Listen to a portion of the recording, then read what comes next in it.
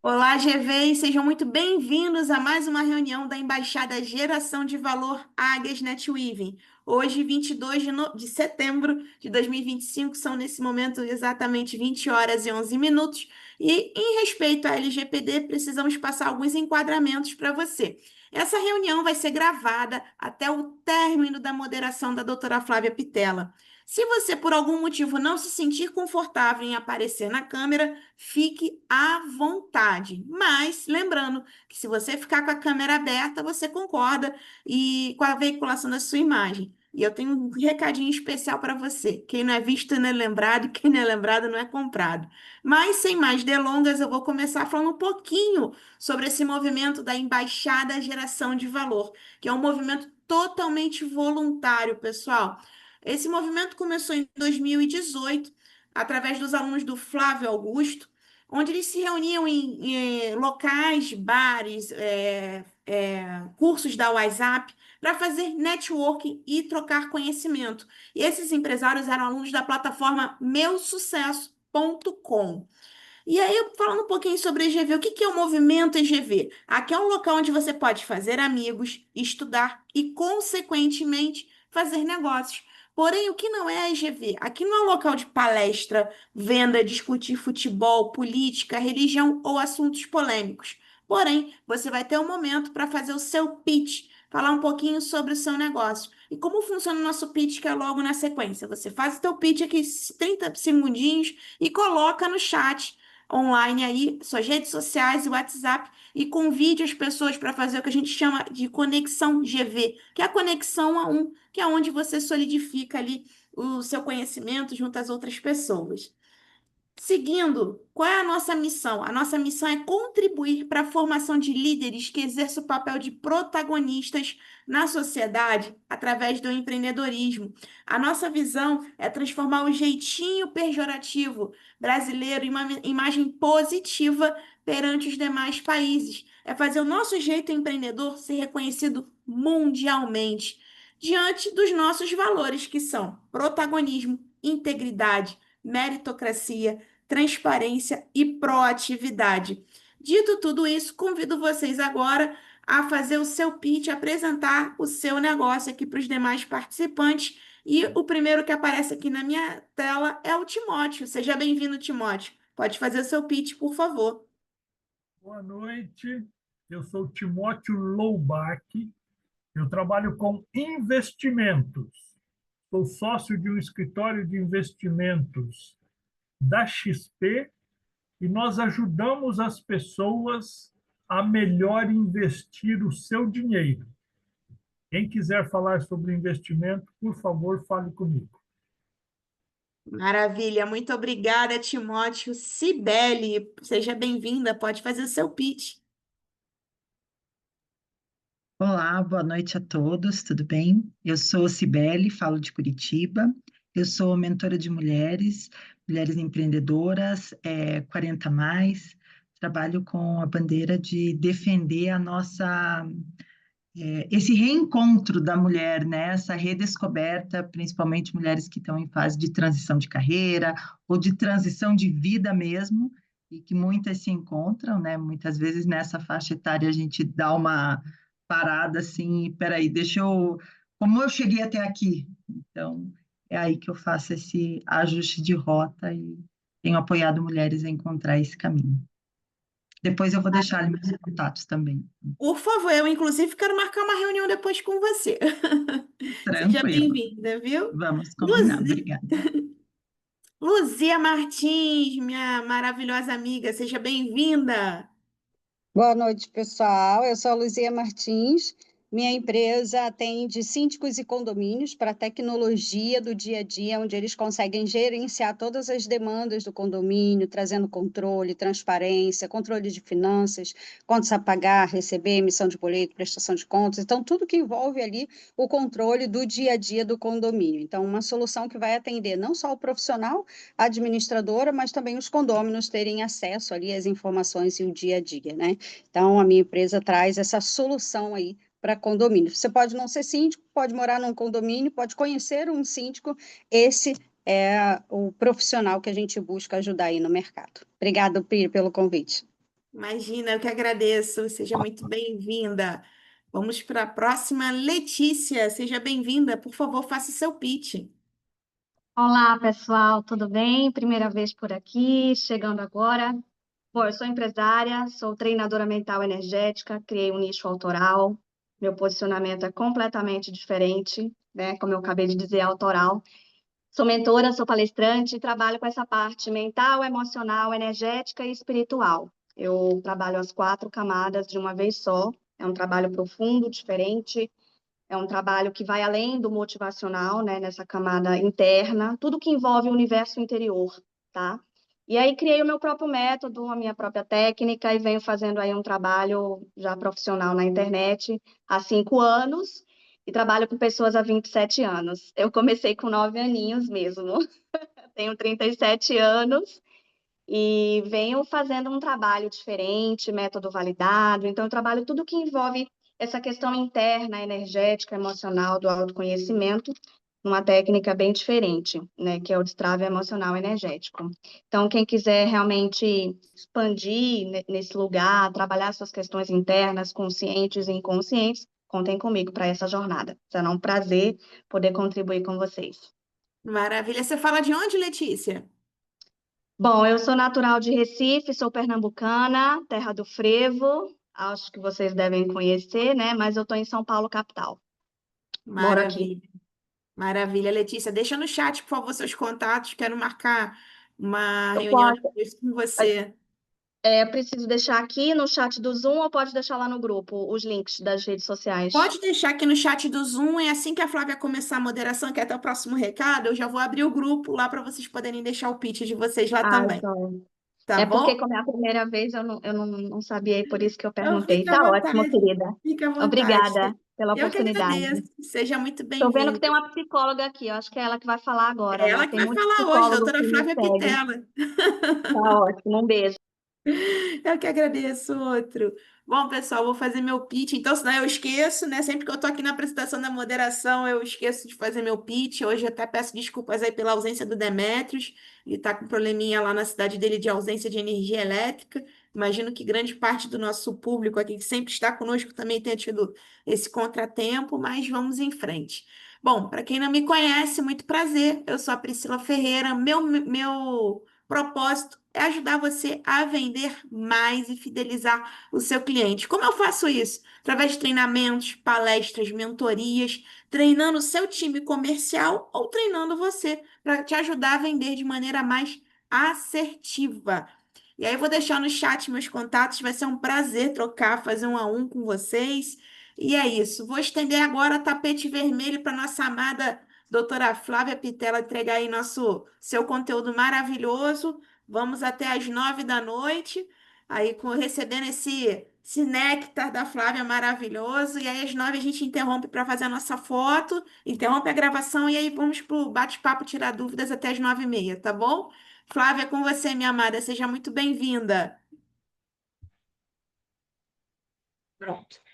Como é que eu faço para. Deixa eu só ver como é que eu faço para compartilhar Já está os liberado, slides. pode compartilhar. Vou ter que ir para múltiplos. More. É, mas share daqui, achei. Tá, Share, isso. achei aqui. Deixa eu ver se vai aparecer. Tá aparecendo para Carregando.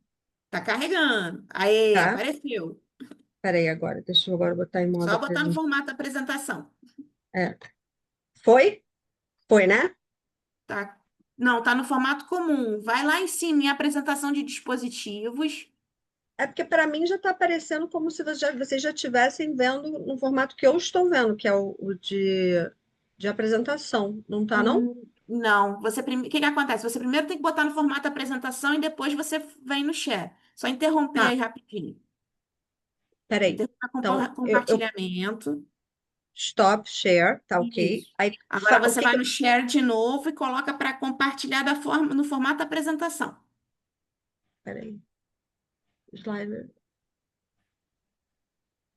Content. Content only, né? Deixa eu ver, talvez assim. Pode Você vai ser. selecionar a tela que você quer compartilhar, minha amiga. Aqui, acho que agora vai. Peraí. Pronto? Tá Foi? carregando. Tá carregando aqui. Foi. Foi? Foi. Obrigada. Na falta de Arnaldo, tenho a Pri para me salvar. Mas vamos lá, gente. Prazer a todo mundo, boa noite. Espero para onde esteja chovendo que vocês estejam com menos problemas aí. E para quem está com problema, que se resolva logo, porque né, o que vem por aí, espero que não seja nem parecido com o que rolou de São Paulo ontem à noite. Mas eu sou a psicóloga Flávia Pitela, sou professora universitária. Eu vou começar a apresentação, porque aí, na sequência, vocês vão ver a minha apresentação e acaba sendo meu pitch ao mesmo tempo, né? Para vocês conhecerem um pouquinho do meu trabalho. Eu tenho esse projeto, que é o Terapia para Todos, que é um projeto que é. Ué, não tem por quê. Aqui tá ok. Só você deslizar a setinha pro lado e ir tocando no mouse. Pois é, eu não estou entendendo por que que ele não está Dá... indo. Isso. Peraí. Ah, foi. Pronto, foi. Conhecendo então o TPT. Só para vocês entenderem, em 2015, em setembro de 2015, eu fundei, junto com mais 3 colegas na época, para a gente atender apenas estudantes, porque a gente percebia, esses meus colegas, assim como eu, também davam aula em universidade e atendiam em hospital, e a gente percebia que o estudante era aquele núcleo, né? A demanda maior vinha dos estudantes, vinha da galera, às vezes, que estava numa escola militar, numa escola preparatória para um concurso, num preparatório para um Enem, ou então já tinha até se formado, mas estava querendo fazer uma residência ou fazer um concurso público para melhorar de vida, ter mais opções, ter mais oportunidade, né, e tudo mais. Então a gente começou lá atrás, em 2015, começou atendendo estudantes por valor social. Conforme a demanda foi crescendo e a gente foi percebendo que atender só o estudante era enxugar gelo, porque muitas vezes você não, a questão não está só no estudante, está na família que o cerca, as pessoas que moram com ele, às vezes até os colegas e tudo mais, que não são da mesma idade, que são de outras faixas etárias e tudo mais. Então, a gente abriu essa demanda e, hoje em dia, a gente atende desde crianças a partir de 6 anos completados, que é a idade que, pela psicologia do desenvolvimento, a gente entende que é quando a criança já tem uma cognição suficiente de entender os sentimentos, de entender aquilo que é perguntado para ela em terapia, de entender que aquilo pode não estar muito certo, muito errado, ou que ela ainda tem algumas dúvidas e tal. Então, a gente definiu isso perante a psicologia do desenvolvimento e, na sequência, também estendeu até os idosos. Idosos como? Idosos que têm algum tipo de cognição ainda. Mesmo idosos com Alzheimer, Parkinson, a gente atende, né? Tem inclusive o viés dentro do Terapia para Todos, que tem a avaliação neuropsicológica, né?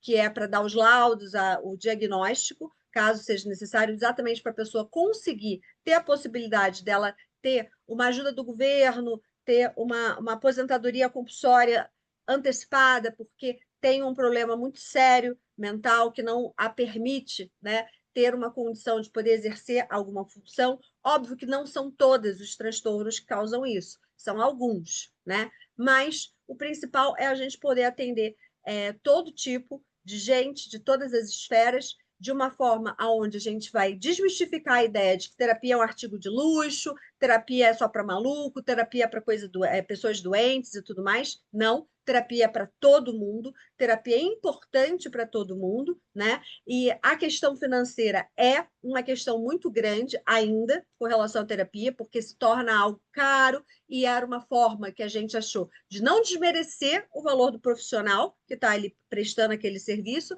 mas também auxiliar a quem precisa, que às vezes, que foi exatamente por esse motivo que foi criado, Terapia para Todos, que a gente criou, porque às vezes tem filas, né, em clínicas, escolas, em hospitais, no SUS, né, nas UPAs, esperas de 2 a 3 anos de fila de espera por um atendimento. Se eu preciso me tratar hoje, eu não posso esperar por 2 anos. Eu tenho que conseguir hoje atendimento.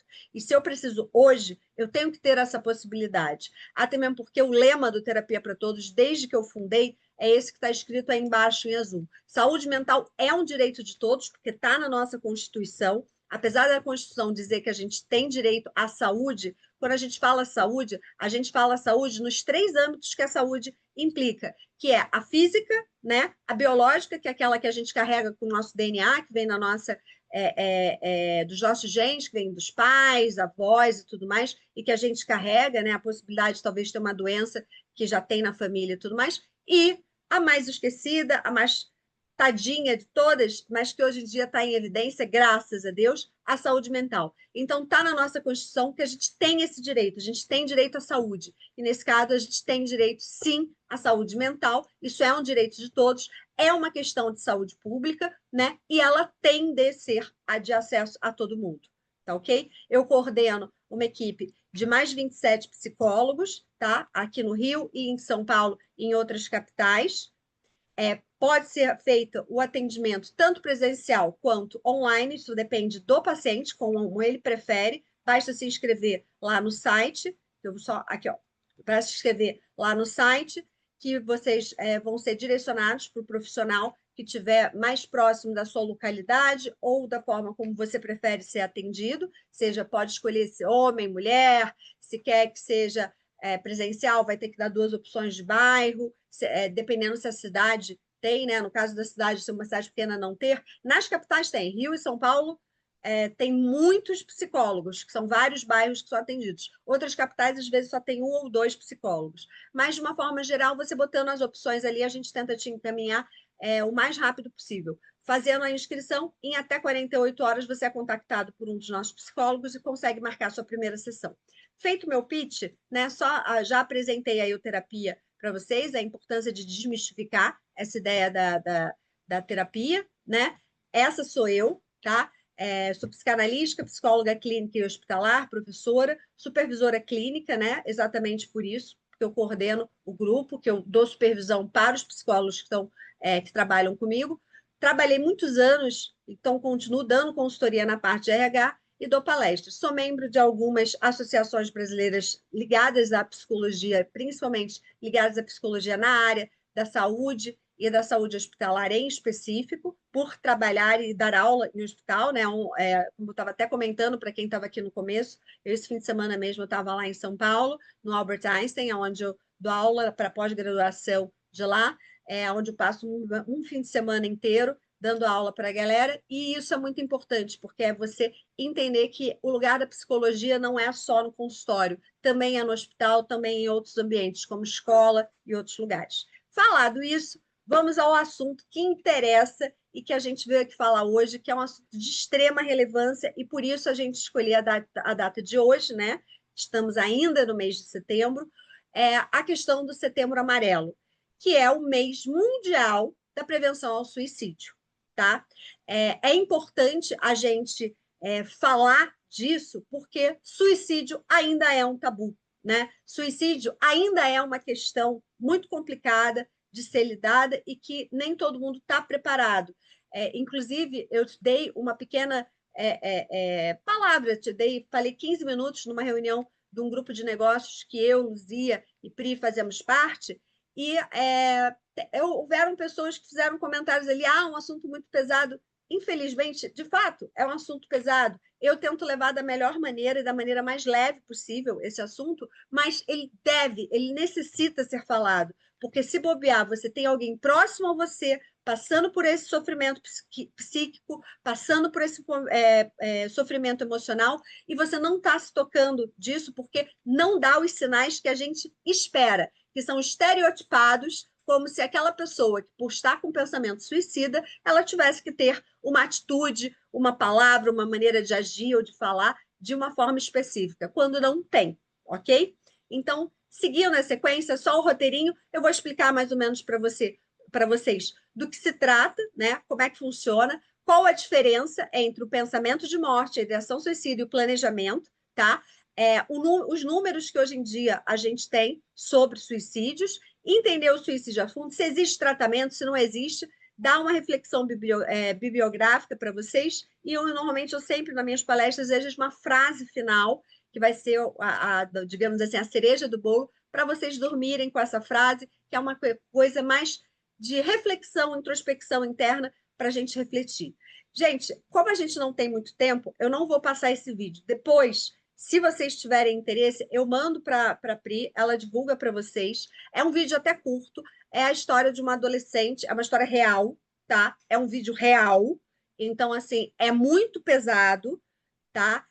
Mas é importante, principalmente para quem tem filhos, ok? Porque se trata de uma adolescente que passou por bullying no colégio e cometeu suicídio e conseguiu. E aí teve o desdobrar disso tudo. Mas, como a gente não tem tempo, tem que ser mais dinâmico, não vou passar. Se no final acabar que não tiver pergunta, o bate-papo for mais leve, a gente até coloca para vocês, porque é muito interessante, inclusive, conversar sobre esse vídeo, vocês assistirem e conversar sobre esse vídeo.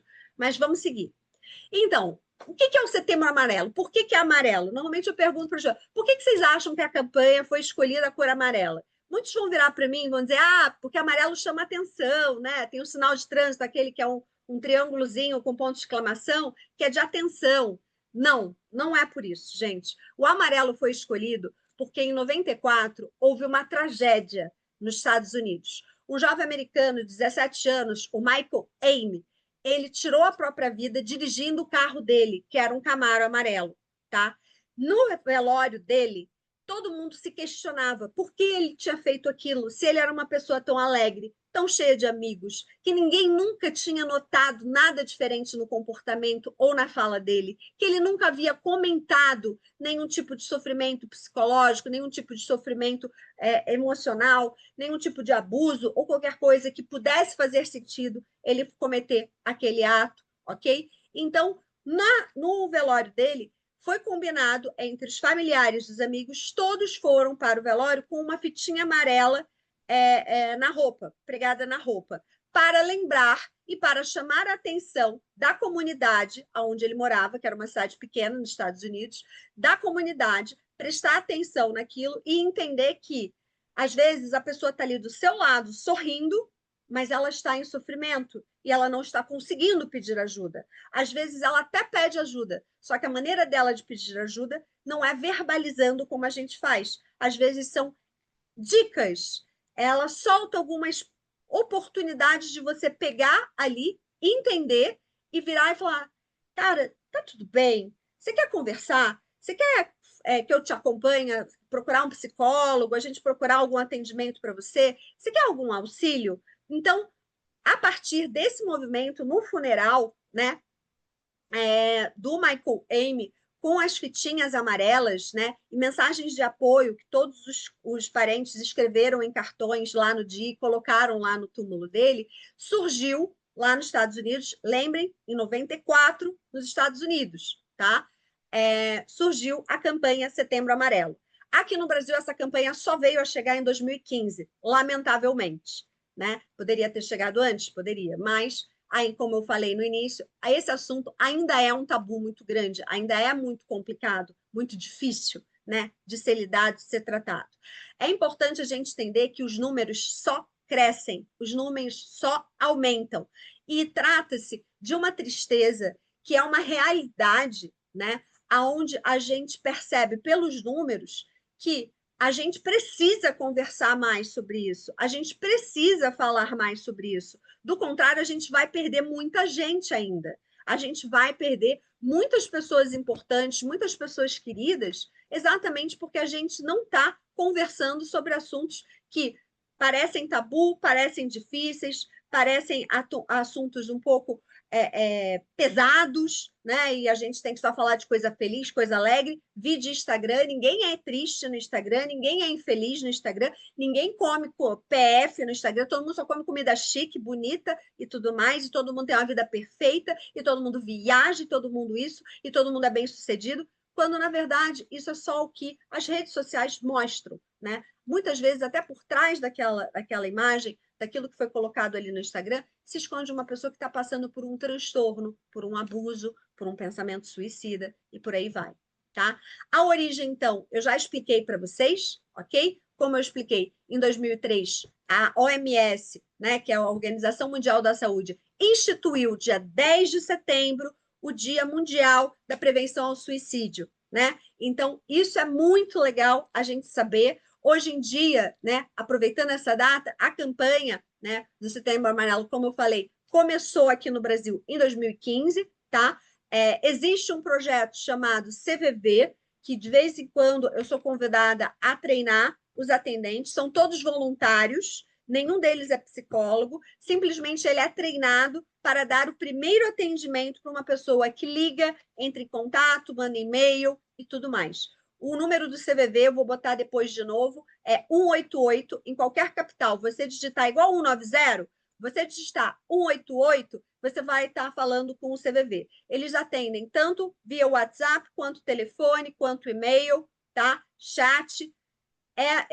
Se você precisar, souber que alguém está precisando, essa pessoa ainda não tem acompanhamento psicológico, pede para ligar para o CVV no momento que aquela pessoa está passando pela dificuldade, que ela vai ter alguém ali para orientar ela, alguém voluntário, instruído a fazer o primeiro atendimento, e, obviamente, depois do primeiro atendimento, a pessoa vai tentar, né, o voluntário vai tentar pedir para aquele paciente procurar um apoio com um psicólogo para fazer um tratamento, tá? Mas esse trabalho do CVV em conjunto com o Conselho Federal de Psicologia, de Medicina, o de Psicologia e a Associação Brasileira de Psiquiatria, tá? E essa proposta do dia 10 de setembro, seu Dia Mundial, é agora algo que já ficou concretizado, tá? O objetivo principal é conscientizar sobre a prevenção disso e dar visibilidade a essa causa, né? Porque ao longo dos anos, em escolas, universidades, entidades públicas, setor público, privado, né? E a população em geral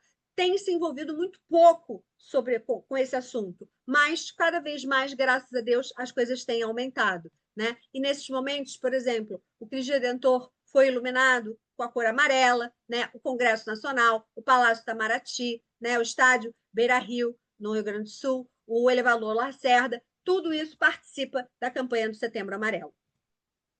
E entendendo melhor tudo isso, essa iniciativa, o que pode causar, né? O que pode vir a trazer essa questão tão forte, né? O suicídio em si, né? Ele é um ato de né?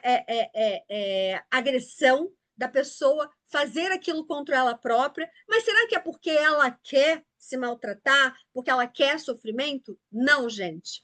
A pessoa que tenta isso, eu gosto muito de dizer que muita gente fala, porque fulano tentou suicídio, fulano é fraco, fulano é covarde, por isso ele tentou o suicídio, porque ele quer o caminho mais rápido.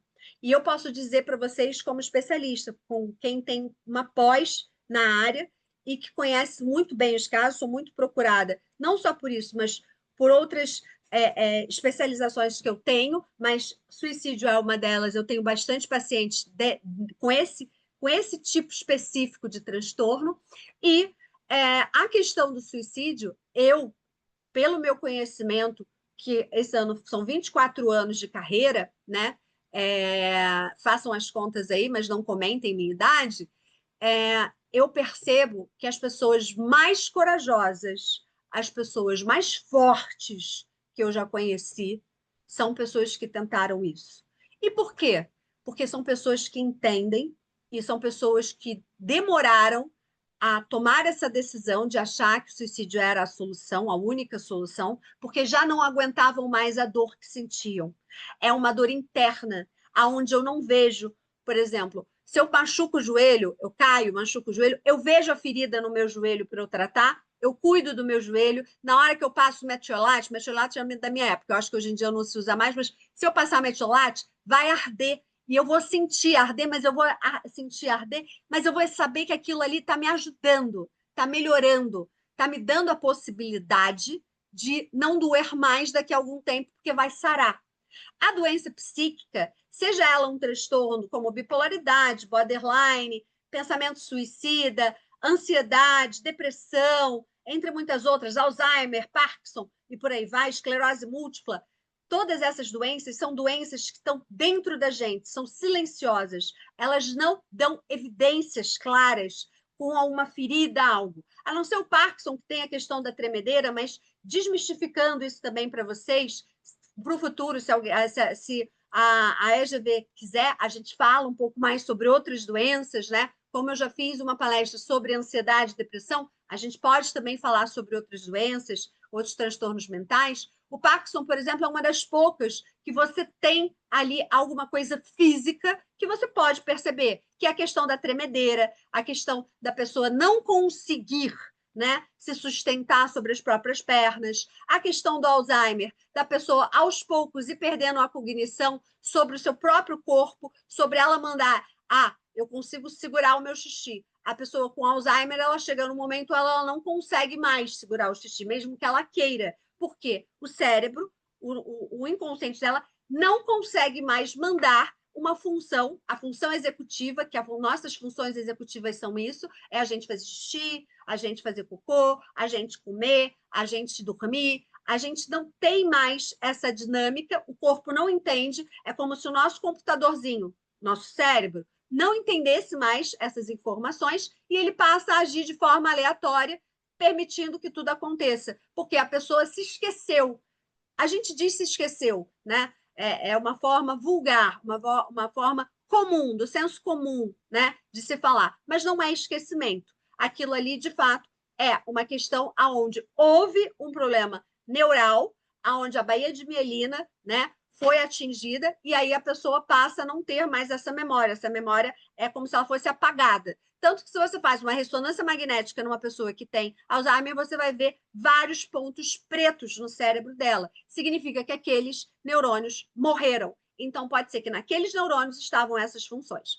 Mas voltando aqui para o suicídio, que é o nosso papo de hoje, eu acho importante a gente entender a importância que os transtornos mentais, como ansiedade, o desânimo, a insônia, a sensação de desamparo, o desespero, a falta de esperança, o sentimento de solidão, né, atinge 8 em cada 10 estudantes que estão numa graduação, que estão cursando algum tipo de curso, né? E isso relata problemas emocionais, né, que vão levando, né, vão se retroalimentando, tá? E vai chegar no momento onde talvez essa pessoa, esse adolescente, essa criança, ele vai começar a coisar assim, eu não consigo lidar sozinho com isso. E se eu não tiver um acompanhamento com um psicólogo, um profissional qualificado, talvez eu não consiga lidar isso nem hoje nem depois. Então, talvez seja de extrema importância, sim, eu talvez ajudar esse colega, ajudar o meu filho, ajudar a mãe de um amiguinho do meu filho, que eu estou sabendo que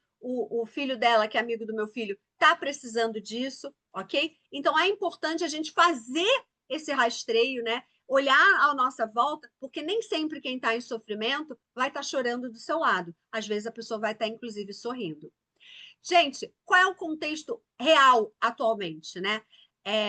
Pelo 7º ano, por exemplo, a gente já entende que nos centros universitários, né, em termos de orientação psicológica, são relatados inúmeros casos de alunos em busca de tratamento, né, para um quadro de ameaça à própria vida, seja a automutilação, né, onde o estudante, aquela pessoa se corta, se machuca, tá? A gente está chegando no 7º ano disso acontecendo, então isso é muito pesado, né? Lembrem-se que o Setembro Amarelo só foi instituído aqui no Brasil em 2015, então acaba sendo muito recente. Esse ano completa 10 anos só de campanha. Então, já estamos indo para o 7º ano, onde algo que começou muito devagarzinho, com poucas pessoas sabendo, hoje em dia é mais difundido, e acho maravilhoso a EGV se preocupar e a gente falar, bater esse papo aqui hoje sobre isso, para poder difundir ainda mais.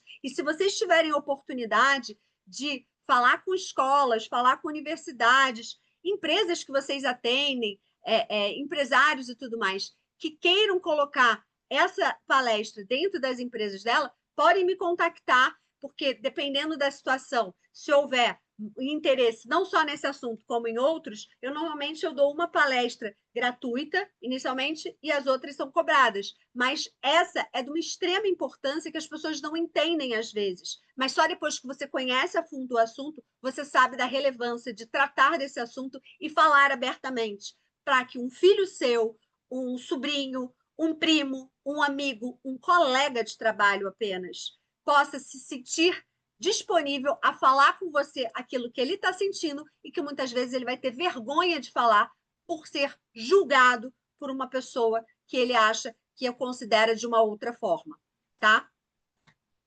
Gente, falando da saúde mental entre os universitários, né? Porque quando a gente fala de universitário, eu gosto muito de lembrar que universitário tem do universitário de 18 anos, que acabou de sair do ensino médio fundamental, até o universitário tardio, que é a galera mais velha, que não teve oportunidade de fazer a faculdade lá atrás, teve que trabalhar, teve que correr atrás por questões familiares e tal, e faz uma faculdade já mais velho. Então, o universitário, quando a gente está falando, entra em todas essas gamas. A gente entra desde o universitário de 40 anos até o universitário de 18 anos, até o jovem que está lá no colégio ainda. Então, entendam que dentro das pesquisas, né, que já foram feitas, e é importante a gente entender, 60% dos universitários têm ansiedade, tá? 20% vai ter essa tristeza permanente, que pode se tornar uma depressão. 32% vai ter insônia. 10% vai ter medo ou pânico, tá? 4% vai ter pensamento suicida. 4% já é muita coisa, galera. Já é muito, muito, muito, muito complicado, tá? É importante a gente entender que desses 80% desses estudantes que já tiveram algum tipo de problema emocional, 70% nunca procurou atendimento psicológico na vida. Então, nunca cogitou procurar um psicólogo, seja particular, seja num projeto social, seja onde for. Nunca procurou, nem foi incentivado pela família tal, ok? 4,73% estavam em acompanhamento psicológico no momento da pesquisa que acho que eu estou trazendo esses números, tá ok? 87% nunca tomaram nenhum tipo de medicação psiquiátrica e às vezes precisavam, exatamente para evitar esse tipo de situação, para evitar o início, a automutilação, o isolamento e tudo mais, para depois seguir adiante. E 3,67% tomavam medicamento na época dessa pesquisa. Olha como os números são baixos de quem procura o atendimento e quem toma o remédio. E como o número de não procurar o atendimento, não procurar até o médico psiquiatra é alto, né? A gente tem que levar isso muito em consideração, porque muitas dificuldades podem ser questões financeiras, 42,27%, carga excessiva de trabalho ou de estudos, ok? Que chega a ser 36,1%. A adaptação de mudanças, seja da cidade, da moradia, distância da família, né? A questão de você fazer um trabalho, às vezes, até que você não gosta, 21,85%, tá?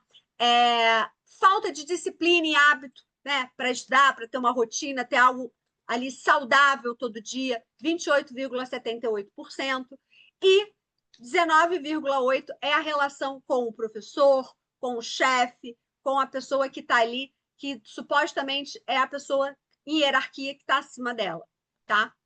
Quando a gente fala sobre a diferença entre pensamento de morte, ideação suicida e planejamento suicida, a gente está falando, o pensamento de morte são aqueles pensamentos negativos, né? Que podem estar associados em conjunto com uma ideia de morte ou de morrer, tá? Entendam que eu sempre faço essa pergunta quando eu dou essa palestra, a diferença de eu quero morrer e eu quero me matar. Alguém aqui cogita sugerir qual é a diferença de eu quero morrer e eu quero me matar? Se alguém quiser levantar a mão só para falar o que pensa sobre isso, eu vou adorar ouvir. Na sequência eu vou dar a resposta, mas eu gostaria de ouvir se alguém sabe a diferença do que é quero morrer e quero me matar. Oi, posso falar? Oi, Beli. Claro, maior prazer, obrigada. Demorou a achar aqui o botãozinho de levantar a mão, eu falei, eu vou ligar a câmera que vai ser mais fácil. Na verdade,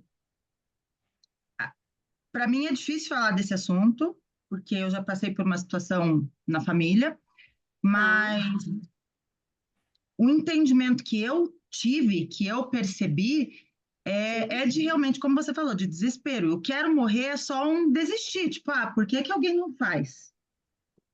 E realmente o querer traz isso que você falou da coragem, né, de enfrentar e tudo. Mas eu vi a pessoa dizer por que eu não me levam primeiro e depois a tentativa, né? Assim, eu ouvi isso depois de já ter acontecido a tentativa, infelizmente. Mas eu acho que a coragem é o ponto de ignição ali. Não sei se tem um pouco a ver com o que você pensa. Posso falar também, Paulinha? Pode, óbvio, deve. Eu adorei seu relato, Sibeli. Obrigada por compartilhar a tua vivência. Fala, Lu. Então, eu entendi que eu quero morrer. Na verdade, eu posso não necessariamente causar isso. Então, qualquer pessoa pode me matar ou morrer de qualquer coisa. Eu estou terminando com a minha vida ali por terceiros. Mas eu quero me matar, eu sou autônoma sobre isso, tenho o poder de decisão do fim da minha vida. Perfeito. As duas respostas estão certas e eu ainda vou complementar. Gente, um paciente com pensamento suicida, ele não vai querer se matar, apesar da coragem ele entender que se matar está no poder dele, como a Lu falou, e ela está corretíssima.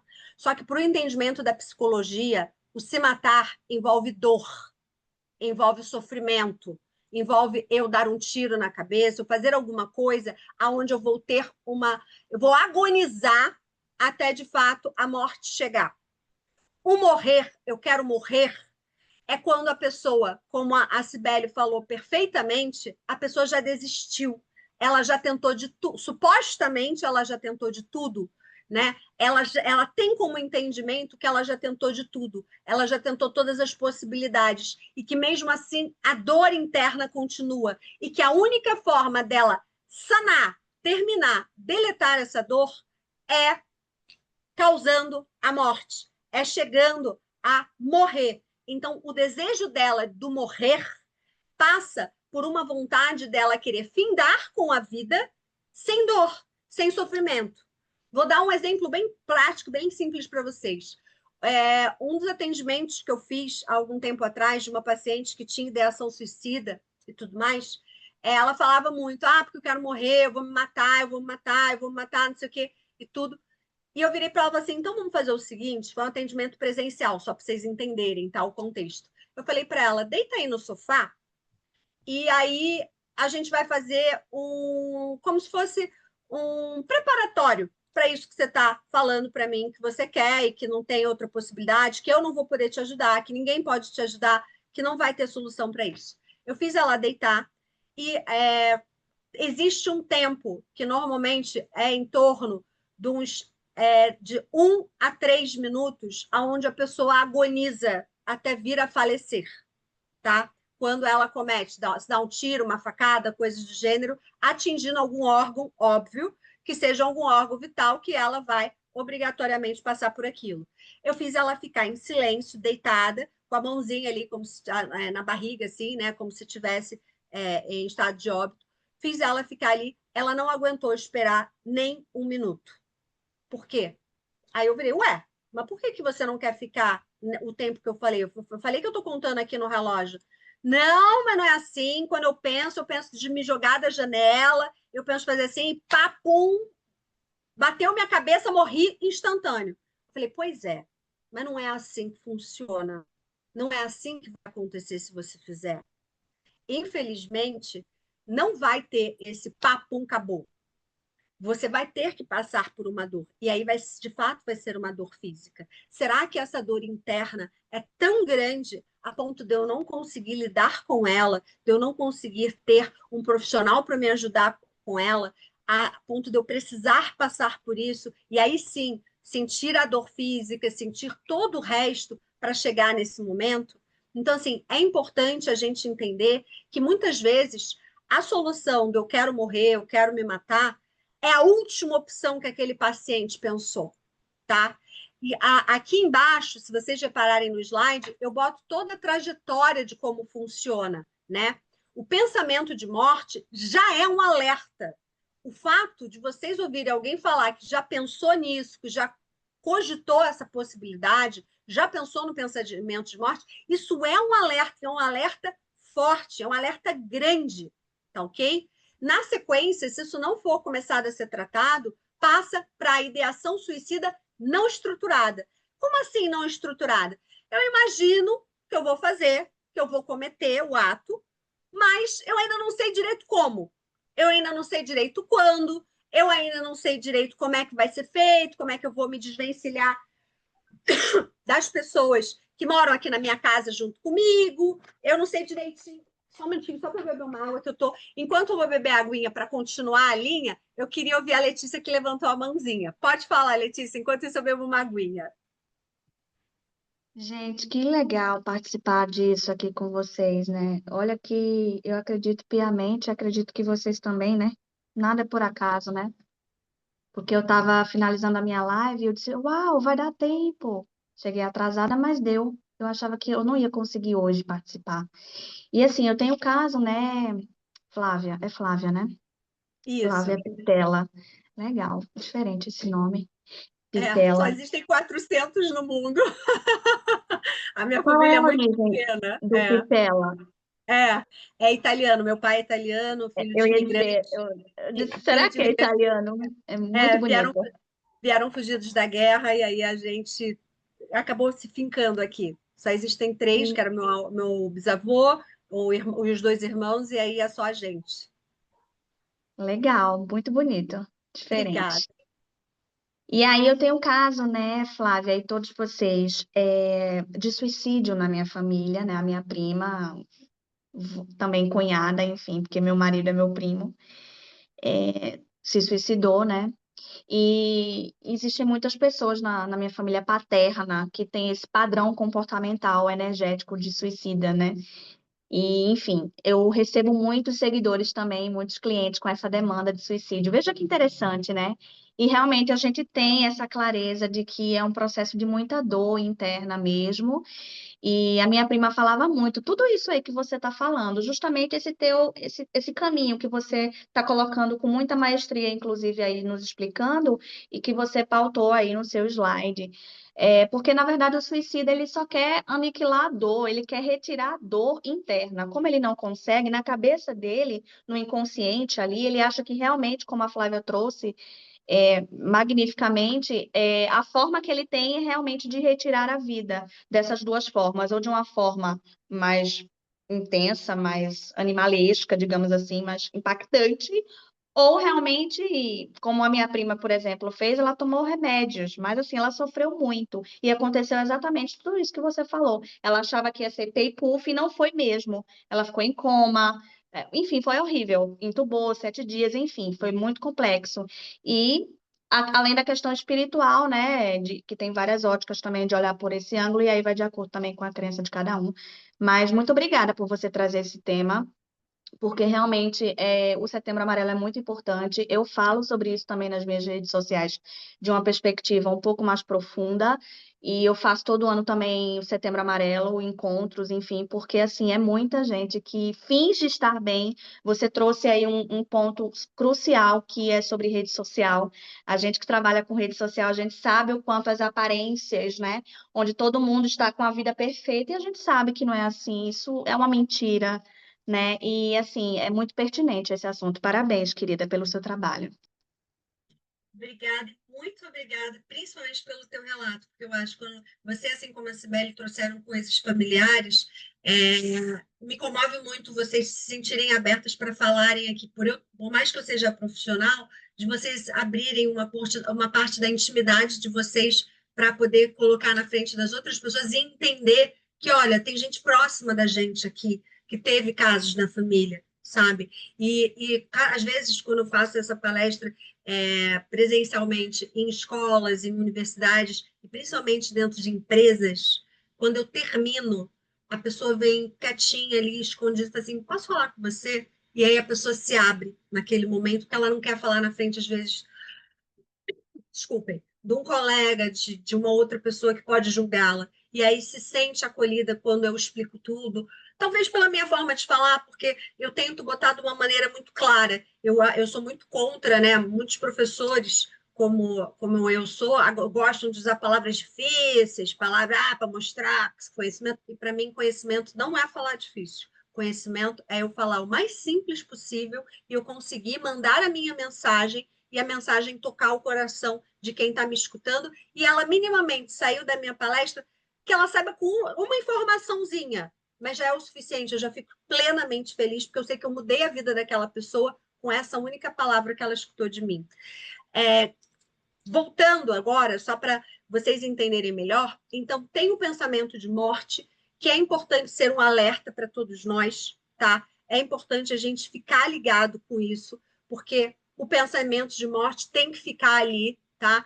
Qual o tipo de pensamento de morte? Assim, não vejo mais motivo para estar vivo, tá? Queria que alguma coisa acontecesse para me levar, para acontecer como a própria Cibele trouxe. Gostaria de morrer, não aguento mais isso, talvez morrer fosse melhor. E se eu morresse, como é que seria? Como é que eu estaria? Será que vão sentir falta de mim?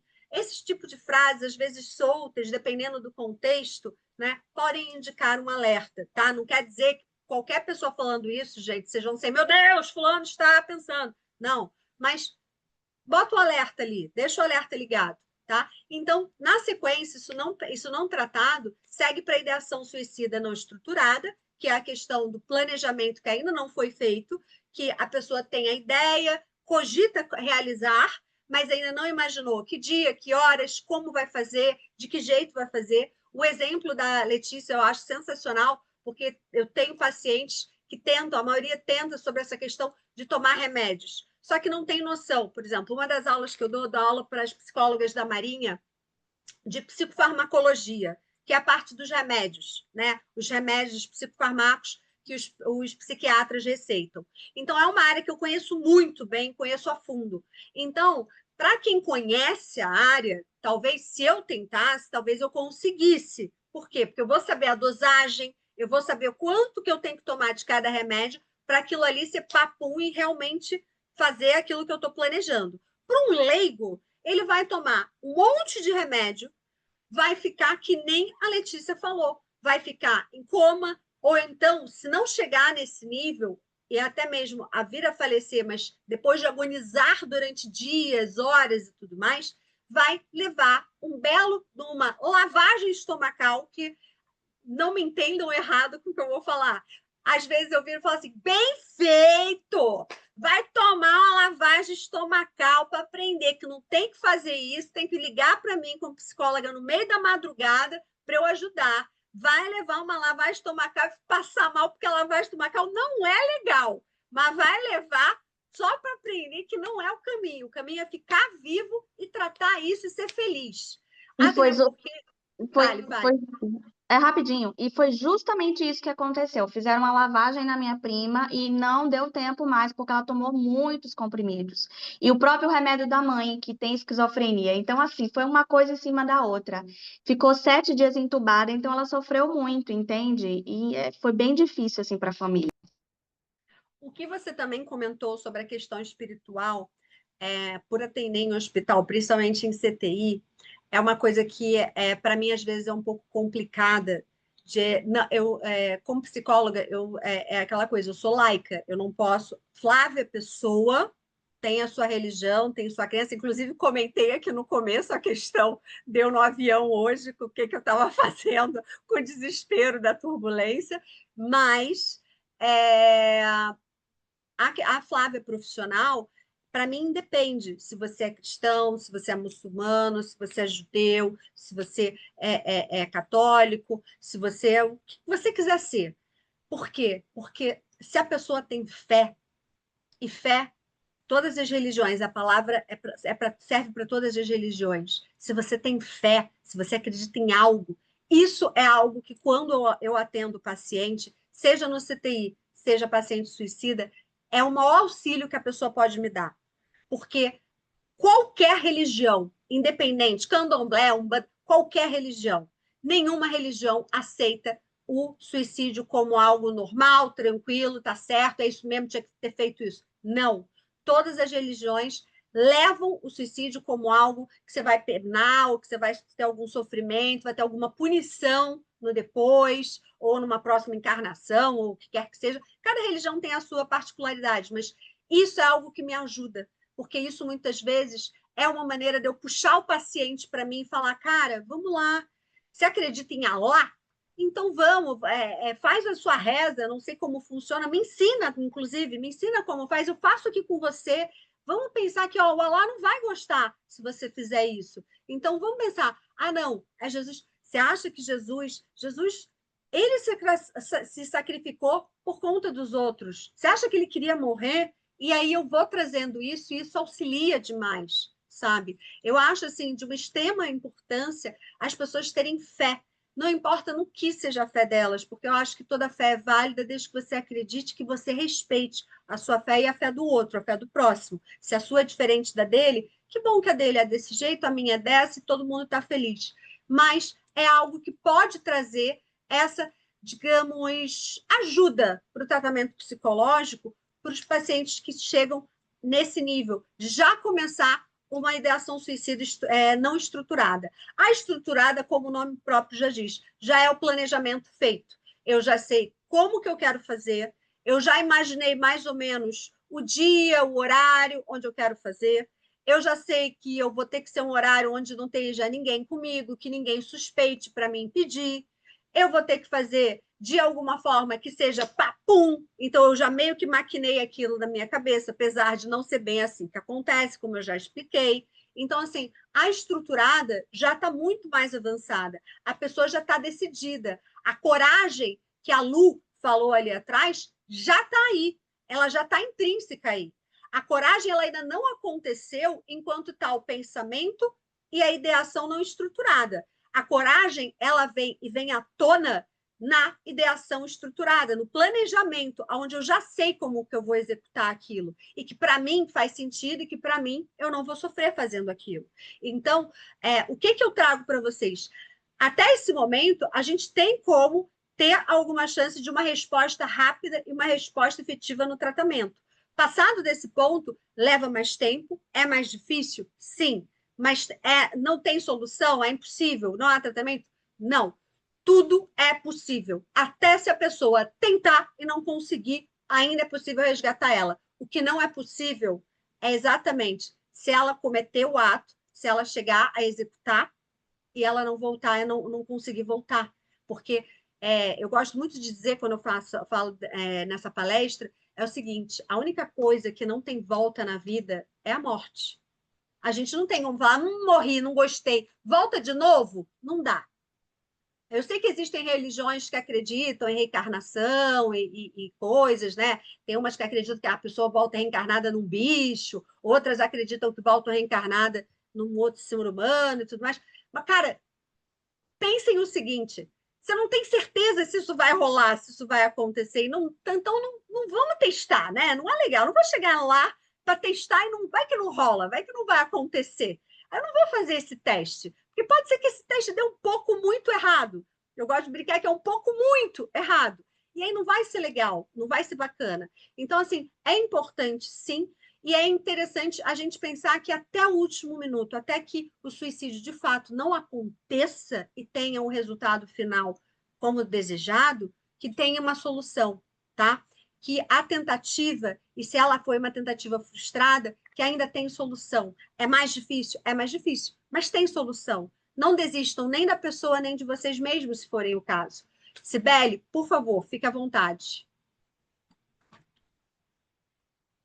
Eu vou tentar falar tudo de uma maneira racional, né? Tentando tirar um pouco aí o emocional, porque ah, quando eu vi o tema, eu confesso que a minha vontade foi de, tá, vou embora, não é para mim mesmo.